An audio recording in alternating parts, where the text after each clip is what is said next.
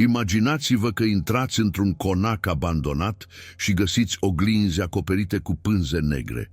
Dar, atunci când le îndepărtați, realizați că reflexiile nu corespund realității. Cum ar fi dacă aceste oglinzi ar fi portaluri către ceva care nu ar trebui să fie niciodată eliberat?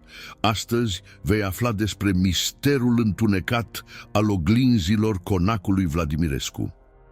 Dar înainte de a începe, spune-mi, există vreo legendă sau poveste înfricoșătoare în orașul tău? Drumul șerpuit se întindea printre dealurile cețoase, flancat de copaci înalți ale căror ramuri răsucite păreau să se întindă ca niște brațe scheletice. Ileana Dumitru și-a ținut mâinile nemișcate pe volan, în timp ce mașina ei zdrângănea prin gropile de pe drumul de pământ. Aerul de după amiază era dens și umed, încărcat de miros de frunze în descompunere. În depărtare, printre copaci a apărut o siluetă întunecată, conacul Vladimirescu. Proprietatea stătea ca un colos abandonat, cu turnurile acoperite de mușchi și ferestrele ca niște ochi goi care priveau pădurea din jur. Era ceva neliniștitor în modul în care casa părea izolată de restul lumii, ca și cum ar fi fost prinsă într-un timp care nu mai exista. Ileana a parcat mașina și a coborât, ajustându-și haina împotriva vântului înghețat. Constantin Mureșan o aștepta la intrare. Un bărbat înalt, cu trăsături severe și purtând un palton lung și închis la culoare, a strâns mâna Ileanei cu o privire evaluativă. Sper că ați avut o călătorie lină, doctor Dumitru. Ea a dat din cap privind fațada conacului. Pe cât posibil. Această casă este impresionantă, dar se pare că a fost uitată de mult timp. Constantin ridică din numeri. Familia Vladimirescu a abandonat-o cu zeci de ani în urmă. Ultima moștenitoare vrea să-l vândă, dar există complicații. Ileana a ridicat o sprânceană. Ce fel de complicații? Ezită o clipă, apoi deschise ușa grea de lemn. Ar fi bine să vezi singur. Interiorul conacului era plin de umbre. Mirosul de mucegai și lemn îmbătrânit pătrundea în aer. Perdelele decolorate atârnau de ferestrele prăfuite, iar mobilierul era acoperit cu cearșafuri murdare. Dar ceea ce i-a atras atenția Ileanei au fost oglinzile. Au fost mulți, distribuite pe coridoare, dormitoare și holul principal, de diferite dimensiuni și stiluri, dar toate acoperite cu pânze negre, ca și cum ar ascunde ceva. Istoricul s-a apropiat de o oglindă înaltă, a cărei ramă aurie era corodată de timp. De ce ești acoperit? Constantin își încrucișă brațele. Să spunem că angajații restaurantului au refuzat să continue după ce au văzut lucruri ciudate în oglinzi, reflexii care nu corespundeau mediului, mișcări în care nu ar trebui să fie nimeni. Ileana a atins rama oglinzii, simțind răceala materialului sub degete. Și domnișoara Vladimirescu a raportat vreodată ceva despre asta? Anca refuză să intre în conac. Familia ei are o istorie lungă aici. Mâine o pot duce să vorbească cu ea. Ileana a dat din cap, analizând mediul. Și aceste oglinzi, nimeni nu a încercat să le elimine? Constantin a scos un râs uscat, fără umor. Am încercat, dar întotdeauna se întâmpla ceva. Uneltele au dispărut. Muncitorii au suferit accidente. Și uneori, oglinda se întorcea în același loc a doua zi. Înainte ca Ileana să poată întreba mai mult, un zgomot s-a auzit de la etajul superior. O crăpătură uscată, ca lemnul care cedează sub o greutate invizibilă. Constantin a devenit palid. Nu suntem singuri. Ileana urcă scările cu precauție. Fiecare pas scârțâia sub picioarele ei, iar sentimentul că ceva o urmărea se intensifica. La capătul holului, o ușă întredeschisă dezvăluia un birou prăfuit. Grămezi de cărți erau împrăștiate pe podea, un birou antic zăcând neatins în centrul camerei, dar ceea ce i-a atras cu adevărat atenția a fost oglinda pe toată lungimea de pe peretele opus. Pânza neagră care trebuia să-l acopere era pe podea. Se apropie încet, simțind un frig intens care cuprinde mediul. Propria lui reflexie a apărut pe suprafața lustruită, dar ceva nu era în regulă. Camera din oglindă nu era aceeași cu cea pe care o vedea în jurul ei. În reflecție, camera era intactă, ca și cum ar fi aparținut secolului al XIX-lea.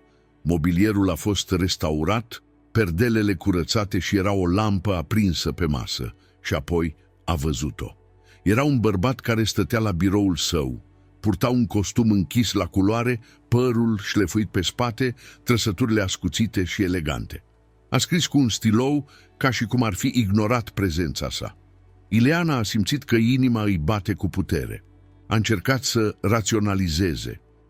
Poate că a fost un truc de lumină, un efect al prafului din oglindă, dar apoi bărbatul și-a ridicat privirea și s-a uitat direct la ea. Un zâmbet lent i s-a strecurat pe față, un zâmbet care nu ar trebui să fie acolo. Luminile s-au aprins. Ileana a făcut un pas înapoi. Mediul din jurul ei părea să tremure pentru o scurtă secundă. Când a clipit din nou, reflexul a revenit la normal. Doar ea era acolo, uitându-se în oglindă. Atunci Constantina a apărut la ușă, gâfâind. Doctore, unul dintre muncitori a dispărut. Ea s-a întors spre el, simțind încă impactul a ceea ce tocmai văzuse. Ce vrei să spui că ai dispărut?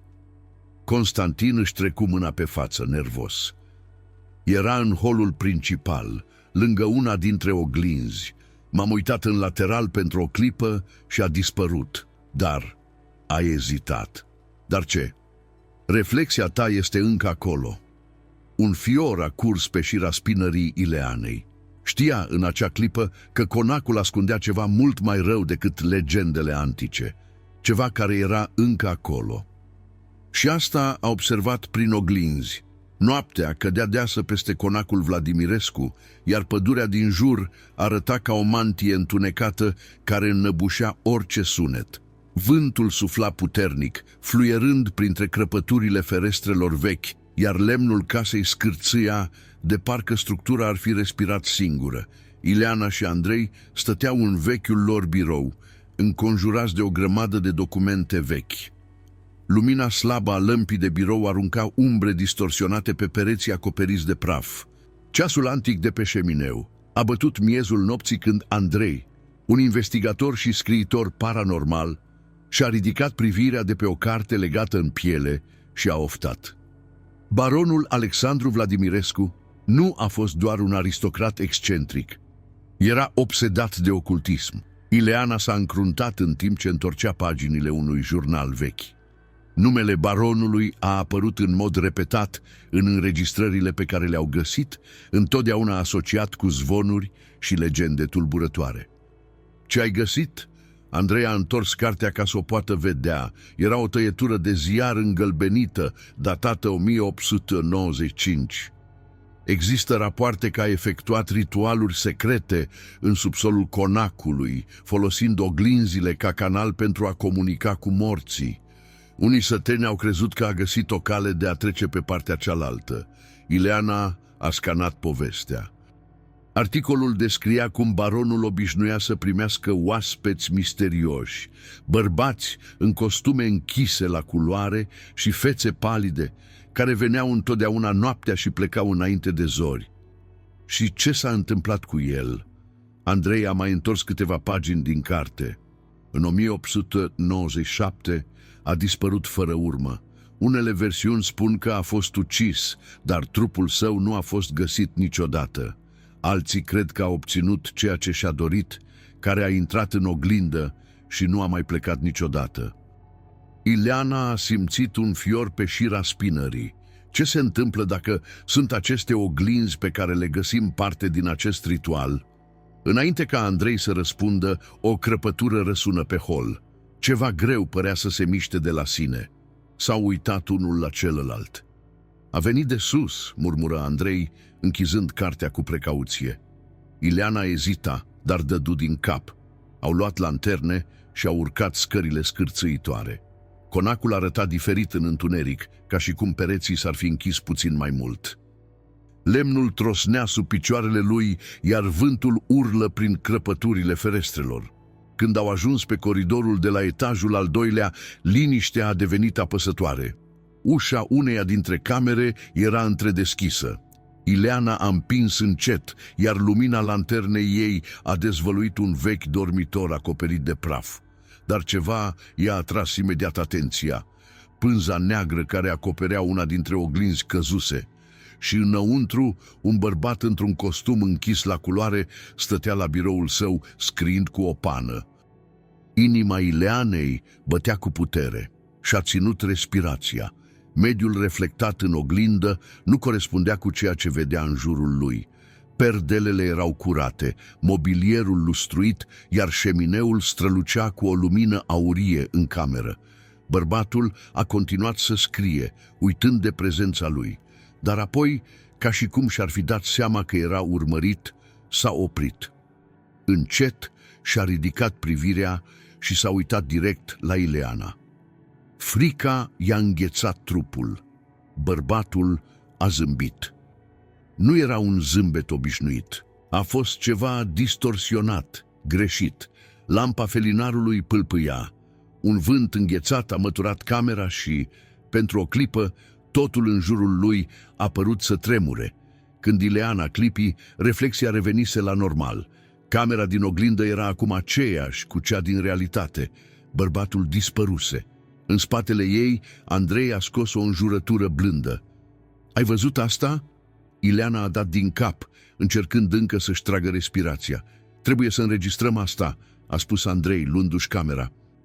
A deschis reportofonul și s-a concentrat pe oglindă. Au încercat să surprindă orice anomalie. Dar camera nu a arătat nimic, sau cel puțin așa credeau ei. Când au ascultat înregistrarea câteva minute mai târziu, au văzut ceva ce nu și-au dat seama la momentul respectiv. În colțul ecranului, o siluetă umbroasă stătea în spatele Ileanei, privind-o. Andrei a întrerupt videoclipul și a mărit imaginea. Nu este un blooper. Inima Ileanei bătea cu putere. În reflecție, silueta s-a apropiat încet. Dar nu era nimic acolo când au înregistrat. Liniștea dintre ei a fost întreruptă de o bubuitură la parter. Ceva se mișca în interiorul conacului. Andrei și-a luat reportofonul și l-a pornit imediat. S-a apropiat de oglindă și a întrebat cu voce tare: "Cine este aici?" Tăcerea a durat câteva secunde. Doar vântul de afară a rupt liniștea apăsătoare, dar când Andrei a ascultat înregistrarea, a fost ceva mai mult. O voce joasă și răgușită șopti: "Știi deja." Ileana și Andrei s-au uitat unul la celălalt cu frica pe fețele lor. Nu erau singuri în acea casă și cineva sau ceva a vrut să știe asta. Ziua s-a ivit cu o lumină palidă și rece care se filtra prin ferestrele prăfuite ale conacului Vladimirescu. Afară, pădurea părea învăluită într-o pătură de ceață, iar vântul purta șoapte printre copacii uscați. În casă, Ileana și Andrei încă încercau să înțeleagă ceea ce văzuseră cu o seară înainte. Evenimentele inexplicabile se adunau. Reflexii care nu se potriveau cu realitatea, figuri care apăreau în oglinzi și dispăreau în clipa următoare, iar acum posibilitatea ca însuși baronul Vladimirescu să fi fost cumva prins în acele suprafețe vechi. Ileana știa că au nevoie de mai multe răspunsuri. Atunci au decis să pună presiune pe Constantin Mureșan. Anticariatul părea neliniștit încă din acea dimineață, uitându-se în altă parte și evitând orice mențiune despre oglinzi. Când Ileana l-a confruntat, el s-a eschivat, încercând să pună capăt problemei. "Ți-am spus tot ce știu," a insistat el, ștergându-și fruntea transpirată cu o batistă mototolită. Andrei nu a fost convins. Nu am făcut-o. Ne-ai adus aici, dar se pare că ascunzi ceva. Ce altceva mai deține acest conac, Constantin?" Antichitatul ezita. Apoi și-a coborât vocea, de parcă s-ar fi temut să fie auzit de ceva care pândește. "Există un subsol în această casă, dar nu vrei să intri acolo." Ileana și-a încrucișat brațele. "De ce?" Constantin își trecu mâna prin părul subțire, neliniștit, pentru că acolo jos este cea mai mare dintre toate oglinzile. Liniștea a pus stăpânire pe mediu. Ileana și Andrei au schimbat o privire plină de tensiune. Oglinda principală, murmura Andrei. Constantin respiră adânc. Am încercat să-l sigilez, dar unele lucruri nu pot fi închise pentru totdeauna. Decizia a fost luată chiar acolo. Dacă exista o oglindă mai mare și mai puternică decât celelalte, trebuiau să o vadă. Trebuiau să înțeleagă cu ce se confruntau înainte de a fi prea târziu. Dar nu ar merge singuri. Câteva ore mai târziu, părintele Gheorghe a sosit la conac. Preotul era un bătrân, cu o expresie gravă și o privire pătrunzătoare. Purta un palton negru gros și purta un rozariu argintiu pe care îl ținea ferm între degete. De îndată ce a intrat, s-a oprit în mijlocul camerei și s-a uitat în jur cu o expresie serioasă. Există o prezență străveche aici, ceva care nu ar trebui să fie în această lume. Sunt o vrăjitoare. Tată, avem nevoie de ajutorul tău. Există un subsol în această casă, iar înăuntru există o oglindă diferită de celelalte. Credem că poate fi cheia tuturor acestor lucruri. Preotul a închis ochii pentru o clipă și a oftat. Dacă această oglindă este ceea ce cred că este, deci nu ar fi trebuit să fie creat niciodată. Fără alte ezitări, l-au urmat pe Constantin până la o ușă robustă de lemn, întărită cu lanțuri ruginite. Anticariatul a scos un set de chei și, cu mâinile tremurânde, a descuiat încuietorile una câte una. Ușa s-a deschis cu un scârțâit lung și dureros. Mirosul de umiditate și lemn putrezit invada holul. O scară îngustă de piatră cobora în întuneric. Ileana a înghițit, a luat o lanternă și a început să coboare, urmată îndeaproape de ceilalți. Subsolul era o sală subterană mare, rece și tăcută.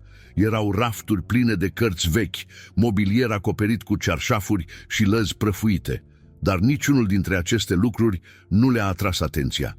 În spatele camerei, care ocupa aproape întregul perete, era o oglindă gigantică. Spre deosebire de celelalte împrăștiate prin conac, acesta nu era doar un obiect decorativ. Rama sa neagră era sculptată cu simboluri ciudate care păreau să pulseze ușor sub lumina felinarelor.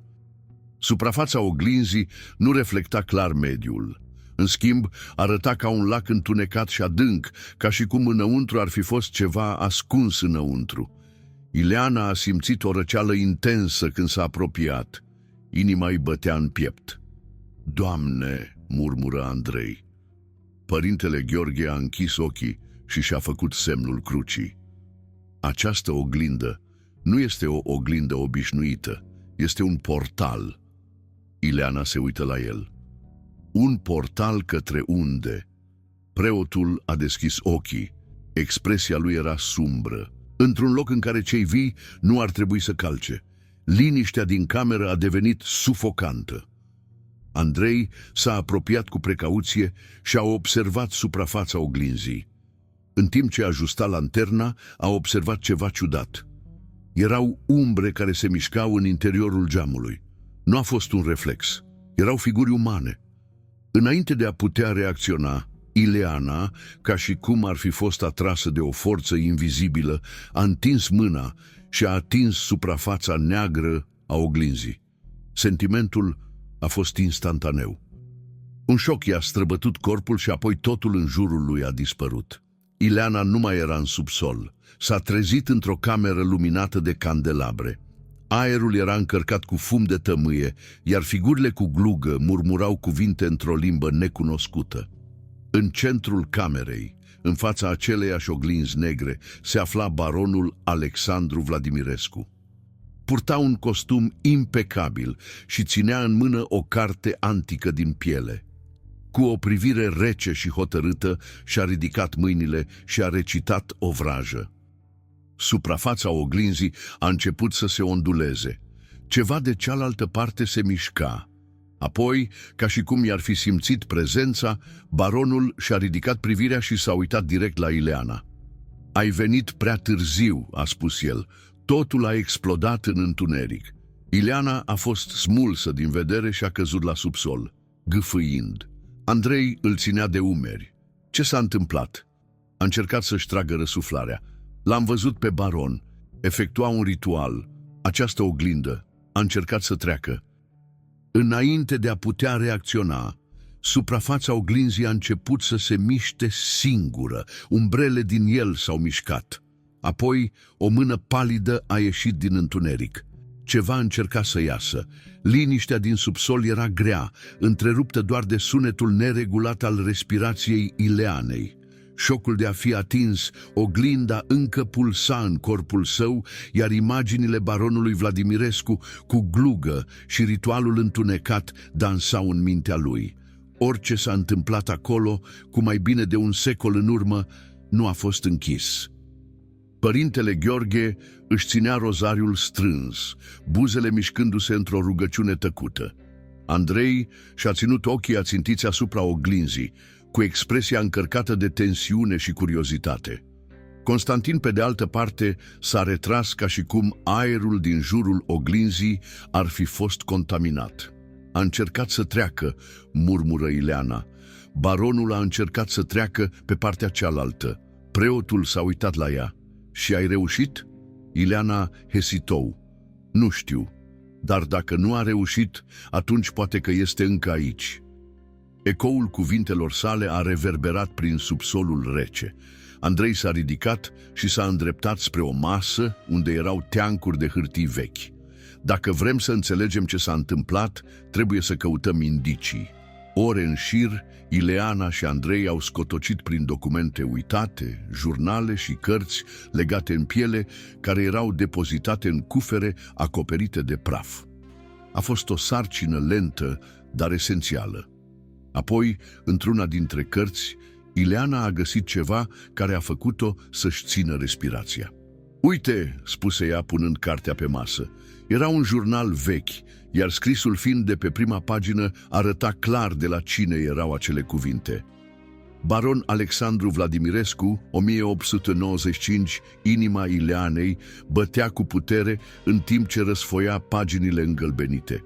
Multe dintre note erau descrieri detaliate ale ritualurilor, studii de alchimie și invocații interzise. Dar un pasaj, în special, i-a atras atenția. Oglinzile nu sunt doar reflexii, sunt ferestre, portaluri către locuri unde timpul nu are stăpânire. Sufletele, atunci când sunt prinse între lumi, lasă ecouri pe aceste suprafețe și dacă există un ecou, s-ar putea să existe o întoarcere.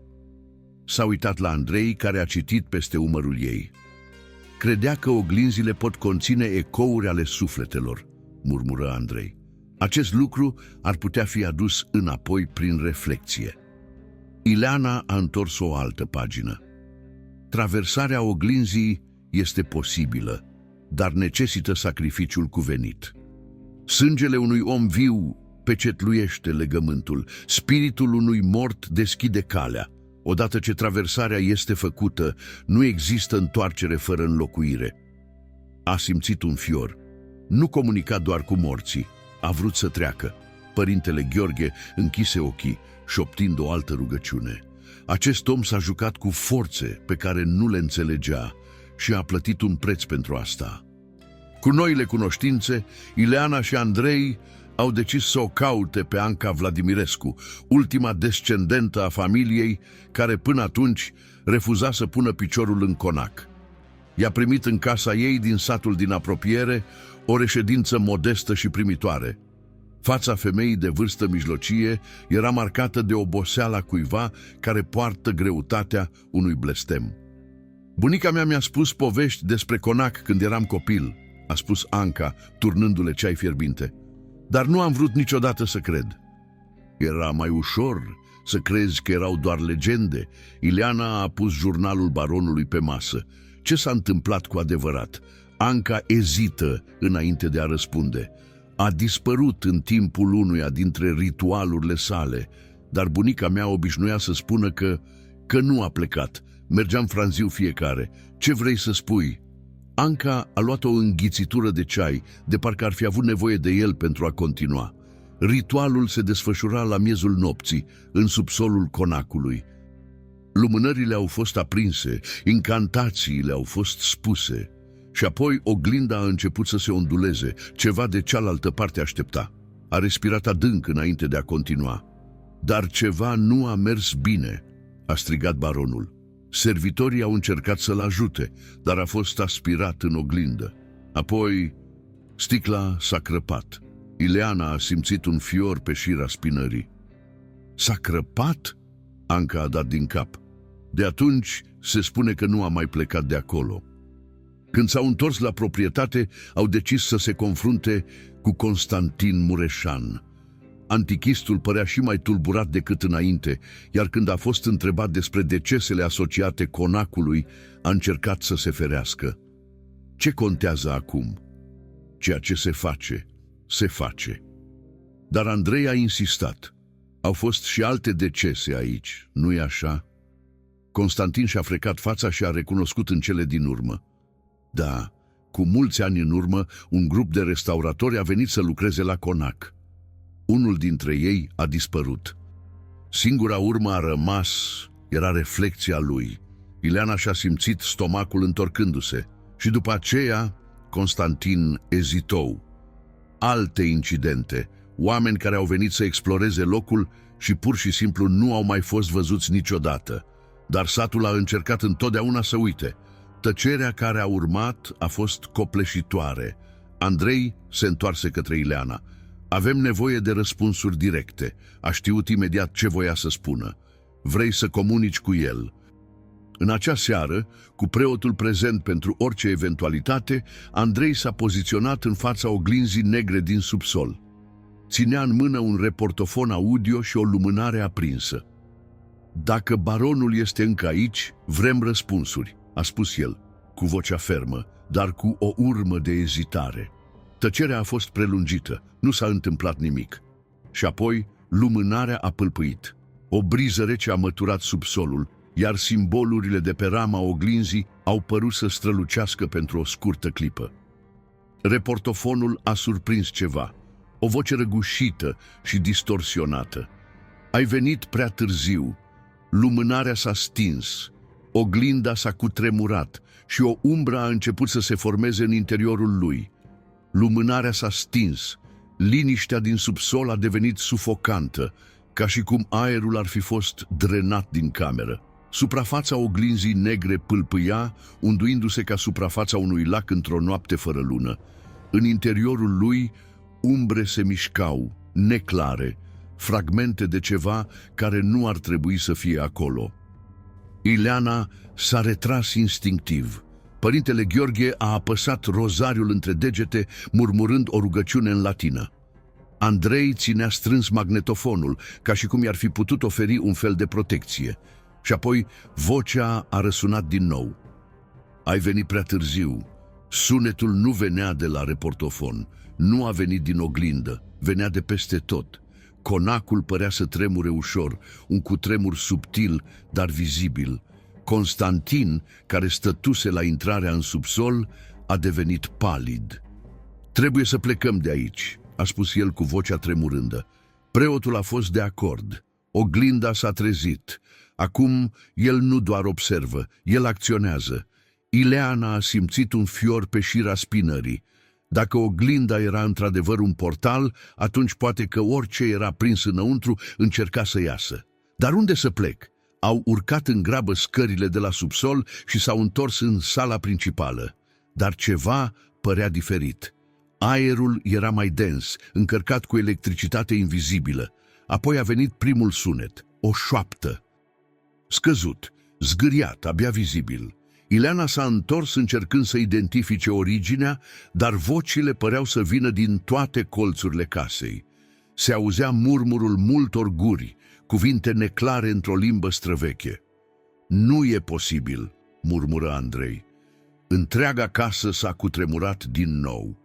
O oglindă din hol se clătina în ramă, iar suprafața neagră se deforma. Atunci au văzut-o. Umbrele se mișcau în sticlă. Nu erau doar figuri fără formă, erau oameni, sau mai degrabă ecouri ale oamenilor. Reflexia Arăta figuri care arătau ca locuitorii conacului în alte timpuri, servitori, vizitatori, străini în haine din secolul al XIX-lea, plimbându-se pe coridoare. Dar ceva nu era în regulă. Nu aveau ochi. Fețele lor erau palide și goale, cu gura deschisă în expresii de groază tăcută.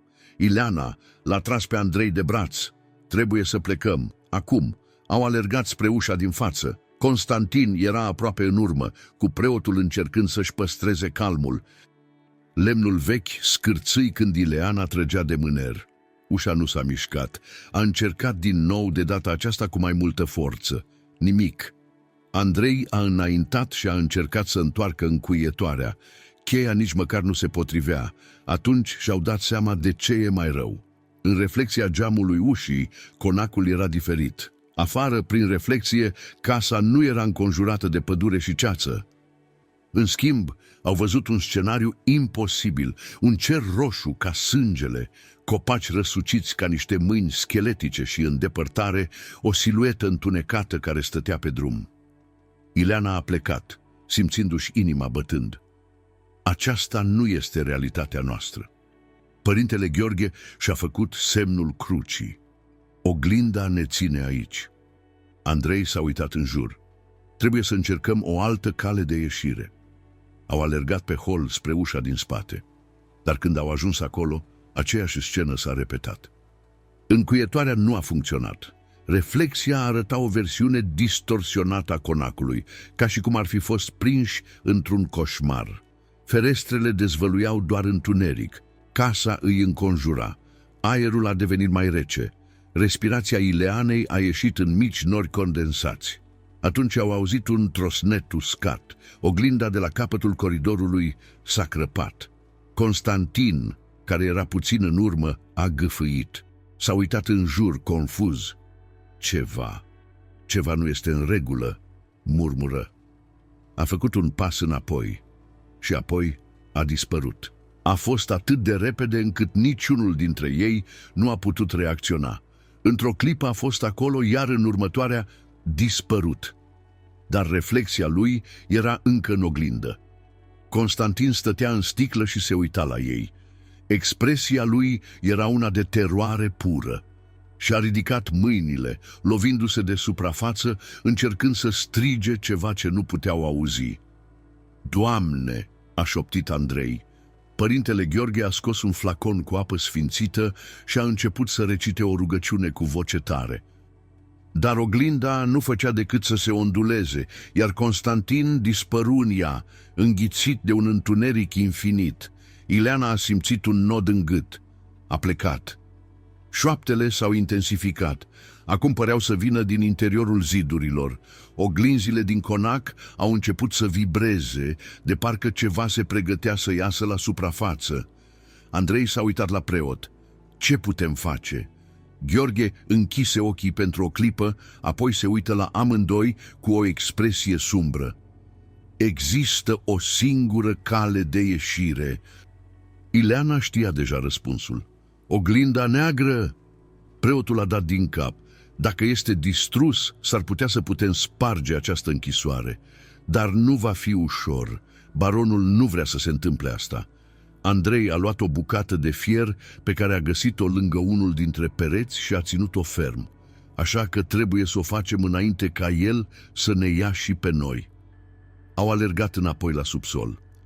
Aerul părea mai greu acum, ca și cum casa însăși ar fi încercat să o oprească să se miște. Umbrele dansau în colțurile viziunii și fiecare oglindă pe lângă care treceau reflecta ceva diferit de realitate. Au ajuns în fața oglinzii negre. Suprafața era acum complet întunecată, dar ceva era pe cale să iasă la iveală. Ileana a luat o bucată de piatră și a ținut-o strâns. Orice ar fi, nu putem lăsa să scape. Preotul a ridicat flaconul cu apă sfințită. Andrei ridică bucata de fier. Oglinda s-a cutremurat și apoi s-a rupt înăuntru. Umbrele au început să se scurgă. Oglinda neagră tremura. Umbrele care se zvârcoleau în interiorul lui s-au scurs încet, ca un lichid gros și întunecat, alunecând la subsolul conacului Vladimirescu. Aerul devenea dens, încărcat cu electricitate, iar frigul era aproape insuportabil. Ileana și-a simțit inima bătându-i în piept în timp ce ținea piatra în mâna tremurândă. "L-am spart acum," a spus Andrei, strângând bucata de fier pe care o găsise. A atacat primul, ridicând bara și lovind cu toată puterea. Impactul a sunat ca un tunet înăbușit, dar oglinda nu s-a spart. Nu erau crăpături, nici măcar o zgârietură. În schimb, sticla s-a ondulat, ca și cum ar fi fost făcută din apă solidă, și apoi s-a întâmplat ceva. Reflexul s-a schimbat. Subsolul care apărea în oglindă nu era același cu cel în care se aflau. Era mai întunecat, mai vechi. Pereții erau din piatră umedă, lumânările împrăștiate prin cameră ardeau cu flăcări albăstrui, iar în centrul imaginii a apărut o siluetă. Baronul Alexandru Vladimirescu. Purta un costum negru impecabil, postura lui era dreaptă, iar expresia lui purta un zâmbet rece. Ochii săi însă nu erau umani. Erau goale, de parcă în ele ar fi fost doar infinit. "Ai ajuns prea departe," a spus el, vocea lui răsunând prin subsol ca o șoaptă venind din toate direcțiile. Dar nu contează, îi așteptam deja. Ileana a simțit un fior adânc care i-a străbătut corpul. "Ești blocat aici și vom pune capăt acestui lucru." Baronul își plecă capul batjocoritor. "Am fost arestat, dar datorită ție portalul este aproape complet." Andrei a încercat să lovească din nou oglinda, dar de data aceasta bara a fost aruncată înapoi de o forță invizibilă. S-a clătinat, aproape căzând, apoi un râs a răsunat de cealaltă parte a geamului. "Crezi că mă poți opri cu fier și piatră?" Baronul a ridicat o mână și suprafața oglinzii a început să strălucească. "Această oglindă nu este doar un obiect.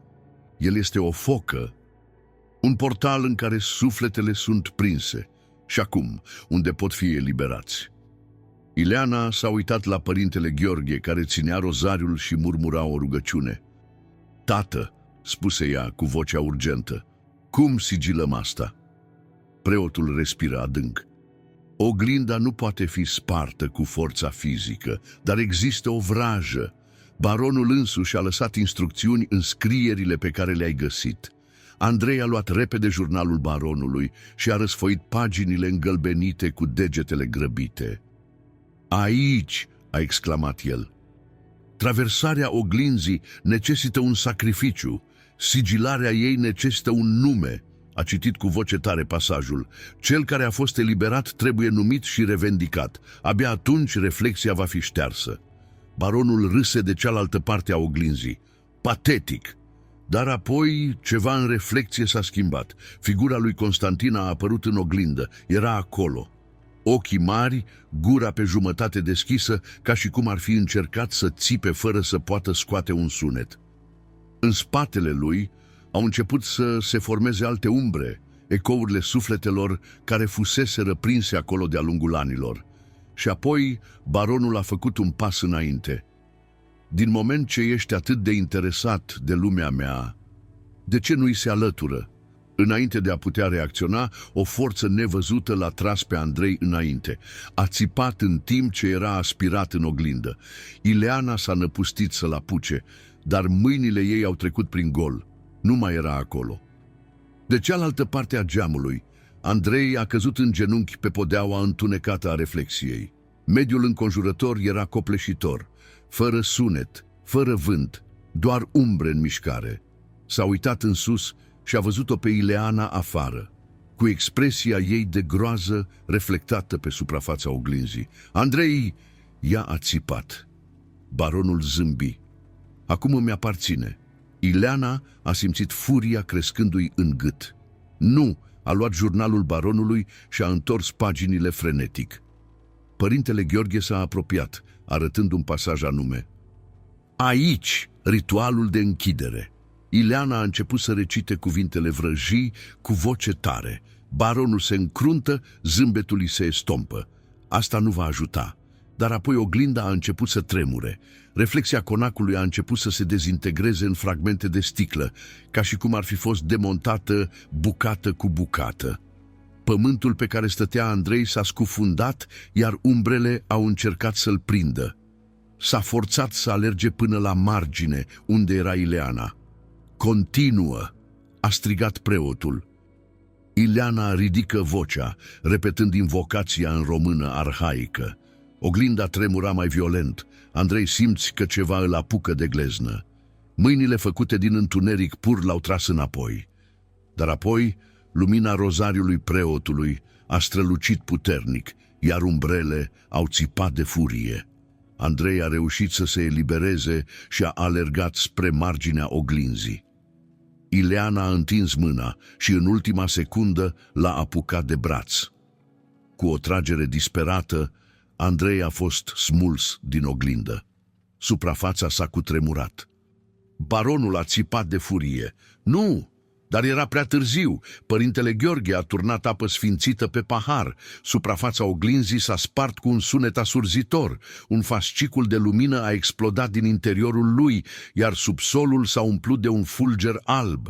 Când lumina a dispărut, oglinda era în mii de bucăți pe podea și baronul a dispărut.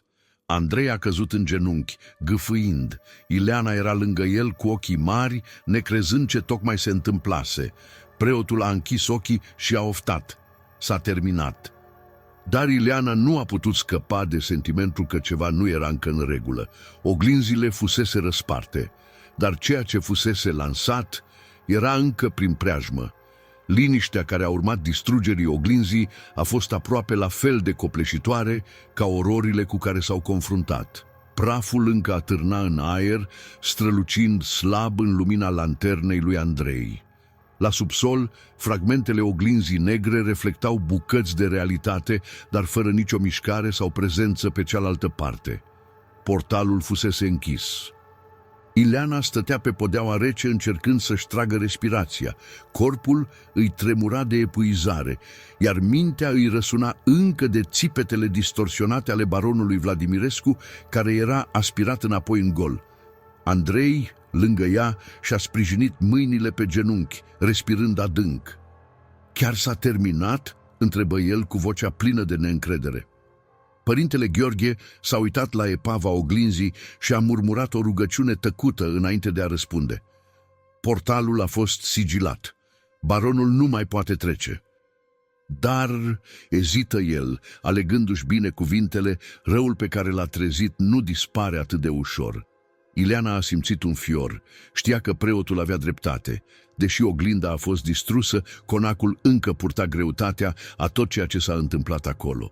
Pereții păreau să absoarbă șoaptele, coridoarele încă păreau să privească, iar podeaua încă ținea urmele celor care nu plecaseră niciodată. Constantin nu se întorsese. Fusese consumat de oglindă.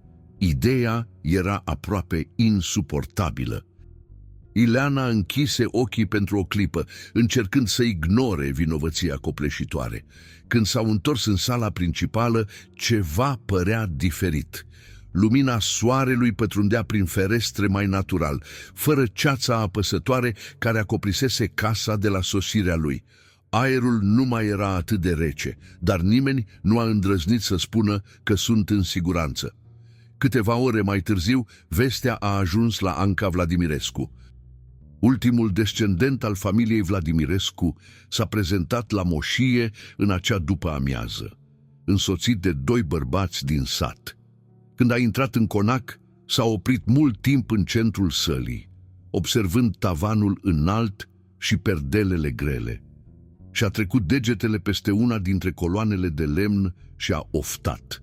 "Familia mea credea că poate controla ceea ce era aici," a spus el în cele din urmă. Au eșuat. Ileana s-a apropiat. Oglinda a fost distrusă, dar nu știm dacă casa este curat. Anca a dat din cap. "Deci, nu putem risca." S-a uitat la bărbații de lângă ea și a dat din cap. Unul dintre ei a părăsit conacul și s-a întors câteva minute mai târziu cu un galon de benzină. Andrei și-a deschis ochii. "Vrei să arzi totul?" Anca s-a uitat la el. "Dacă ar exista o altă cale, aș alege. Dar bunicul meu a spus întotdeauna că singura modalitate de a scăpa de un spirit rău este să distrugi locul în care trăiește." Părintele Gheorghe părea să reflecteze o clipă înainte de a fi de acord. Casa a fost coruptă de ceea ce s-a întâmplat aici. Poate fi singura soluție. Ileana s-a uitat în jur, admirând măreția în descompunerea conacului. O parte din ea a plâns pierderea unei bucăți de istorie, dar o altă parte știa că era lucrul corect de făcut. Mirosul puternic de benzină a umplut curând aerul. Oamenii din sat au împrăștiat lichidul pe podea și pe mobila acoperită de praf. Când totul a fost gata, Anca a ținut un chibrit între degete, a ezitat o clipă și apoi l-a zgâriat. Flacăra a dansat pentru o clipă înainte de a cădea pe lichidul inflamabil. Focul s-a răspândit rapid, urcând prin perdelele grele și înghițind holurile întunecate. Pereții s-au crăpat, iar tavanul a început să scoată sunete de lemn care cedează. Pe măsură ce flăcările creșteau, Ileana a avut sentimentul ciudat că casa era tipand. Și poate că era. Afară, grupul a privit în tăcere cum conacul Vladimirescu a ars. Căldura era intensă, iar fumul se ridica spre cerul înnorat ca o ultimă suflare a ceea ce fusese închis acolo atât de mult timp. Când flăcările s-au redus în cele din urmă la cenușă, Anca a murmurat: "Acum s-a terminat." Dar Ileana nu era atât de sigură. A doua zi, Ileana și Andrei au părăsit satul. Teroarea conacului încă îi apăsa și chiar și în timp ce se îndepărtau de dealurile cețoase ale Transilvaniei, rămânea un sentiment de neliniște.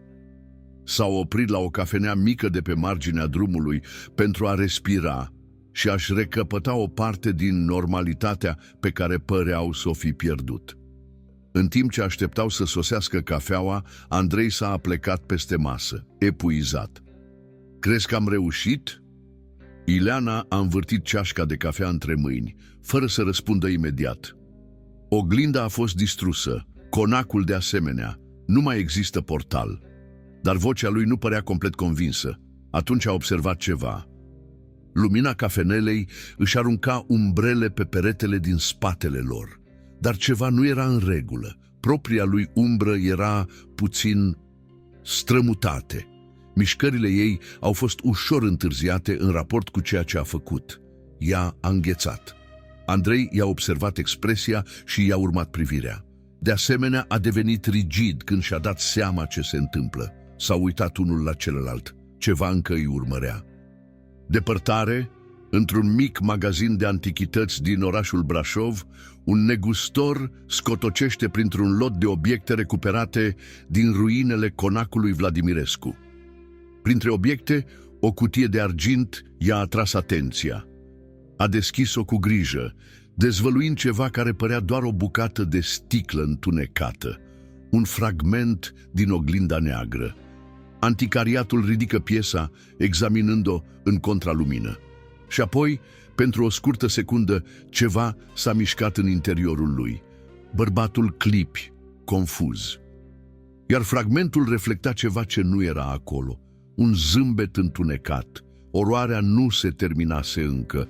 Oglinda a fost distrusă, dar a dispărut cu adevărat răul? Unele uși, chiar închise, nu încetează să scârție.